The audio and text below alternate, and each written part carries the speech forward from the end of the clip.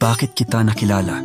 Kung ang dulot mo lang pala'y mga luha, bakit ko piniling mahalin ka kung sa huli ako'y mag-isa? Pinangarap kong ikaw ang huling hininga, ang katahimikan sa bawat pagsigaw ng aking puso. Ngunit ngayon, tila nagkakamali ako sapagkat ang mga yakap mo'y lumamig at ako'y tila naliligaw sa landas ng ating kwento. Araw-araw, tinatanong ko ang sarili, bakit nga ba ako umasa?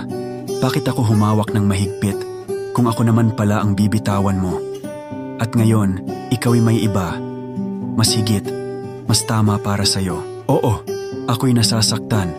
Ang bawat tibok ng puso ko'y may kirot. Ang mga ngiti ko'y natatakpan ng sakit at sa bawat hakbang, dala ko ang bigat ng mga pangarap na hindi mo nakasama. Pero mahal, kahit alam kong hindi na ako ang pipiliin, hindi kita hahatakin pabalik. Hindi ako maghihintay ng mga salitang hindi mo kayang bigkasin. Ako'y tutuloy, kahit pa masakit, kahit pa parang nawawala ang lahat sa akin. Dahil mahal kita, at sa pagmamahal minsan, ang tunay na pagsuko ay ang handang magparaya kahit natitira sa puso ko'y mga wasak na alaala. Kahit hindi na kita kasama, ako'y magpapatuloy.